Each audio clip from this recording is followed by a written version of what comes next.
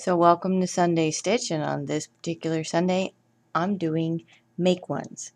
There are three kinds of make ones. Make ones that point to the right, the ones that point to the left, and the ones that don't really point anywhere, or maybe they point straight up. The ones that don't point anywhere are also called backwards E-loop. It's very similar to the backwards E-loop cast on if you've ever done that. This sample is made with backward E-loops make ones. This sample is made with make ones that point to the right and then a set that point to the left. Put them next to each other because there's a subtle but important difference. When you're using pointed, slanted make ones, you get a much more pronounced arch in the work than if you're just using the backwards E-loop. I'm going to start with this one because I've always found it to be easier, and you always start with what's easy. So in this piece I've got 6 make ones and they're in the center. So I'm going to work my way over to the first one. On this little particular piece, that is a knit one, and I've got 3 knit 2 togethers.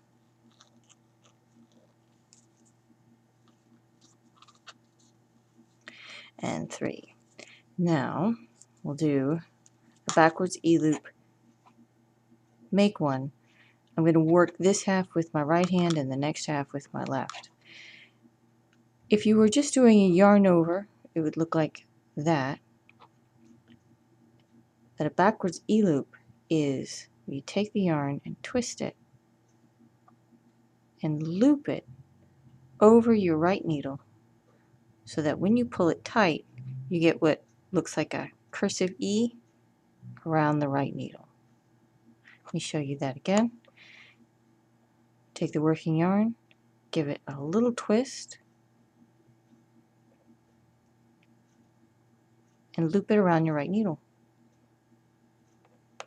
so that it looks like that. And then I knit 1. I need to do 3 of those. Here's the second one.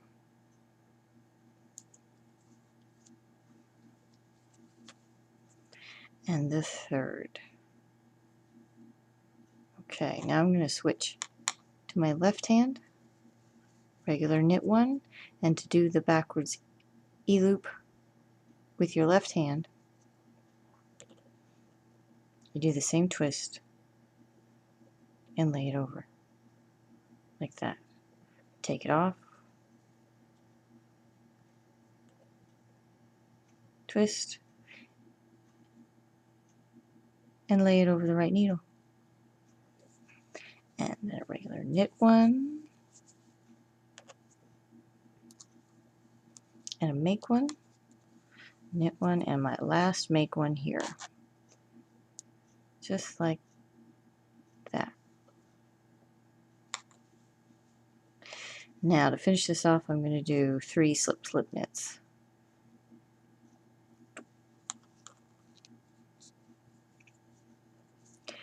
The backwards E-loop make 1 tends to be kind of relaxed, a little bit more open than the others, and if it points anywhere, it points straight up.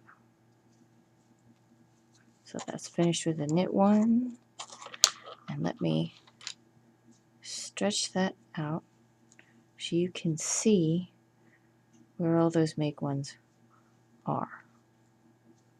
And that's what it looks like on the needle. Okay.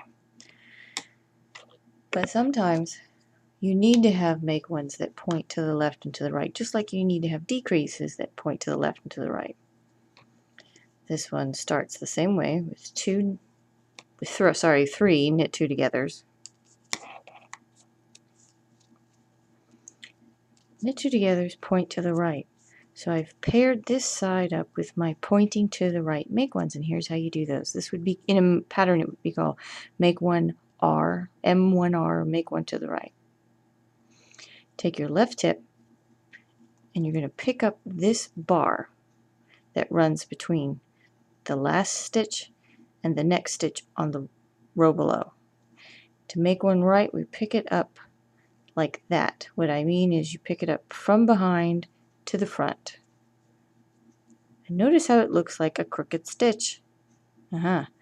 And here's the thing, we need to knit into it from this side, which can be tricky.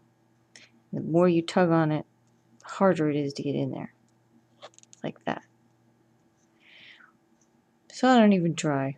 What I do before I knit into this stitch is I pull it forward like that, give myself some room, tap it down hard with this index finger, and now I can knit into it. That's a make one to the right. I've got two more to show you. And we want that running bar right there. Pick it up from the back to the front. And now I'm going to loosen up this stitch before I knit into it. Knit one and one more. When it's a make one to the right, you pick it up from the back to the front and then knit into it. Ta-da. And knit one. Now, on this side of the piece, I've got all my make ones pointing to the left. So here's how you do a make one left or an M1L. You pick up the running bar just like you did before, but we pick it up from the front to the back. Now, notice how it slants in the opposite direction from before. We were picking them up like this to make the one pointed to the right and to point to the left. We go from the front to the back, and our make one is now slanted in the opposite direction. Also, we don't knit into the front of it. We knit into the back loop like that. Make one left. This is a knit one. To make one left, you pick them up from the front to the back and then knit into the back. Regular knit one. I've got one more. Pick it up from the front to the back and then knit in to the back loop. Ta-da. And that's all there is to it. I'm going to finish this off with 2 slip knits. Sorry, I said 2 again. It's 3, I swear.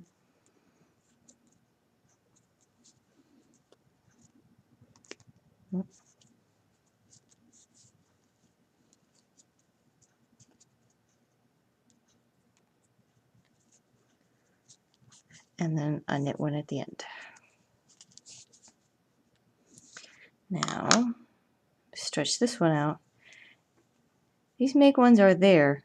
Notice how they are so much tighter. It's one of the reasons why the work has a much more pronounced arch. So you get a tighter gauge, tighter stitch. You get more pronounced curves and shaping when you use make one left, make one right. When you just use the backwards E-loop, you get a more relaxed open work fabric. So where is this helpful? I can tell you that when I make a hat, I'm making one right here. This is my basic slouchy hat pattern. And I know the yarn's a little dark. This starts with regular 2x2 rib, and then I put in a whole series of increases afterwards to the body of my hat to make it slouch. And since this is a hat and it doesn't have any shaping and it's a slouchy hat, I'm okay if it's nice and open work. So all of my make ones, when I make a hat, are the backwards E-loop cast on. But if I'm doing something that needs a lot of shaping, like say fingerless gloves, and I need to set a thumb gusset, then I'll have make ones that point to the left and make ones that point to the right so that I have a nice shaping around my thumb. Or around the waist of a sweater if you want it to nip in and give that nice hourglass shape. Anywhere that you want the piece to shape and move with human body, then you really need make one to the rights or make one to the lefts, usually sets of both. So I hope that was helpful, and I hope that you'll play with all 3, and it'll give you a little bit more of an idea of what kind of make one goes best in what situation. Enjoy!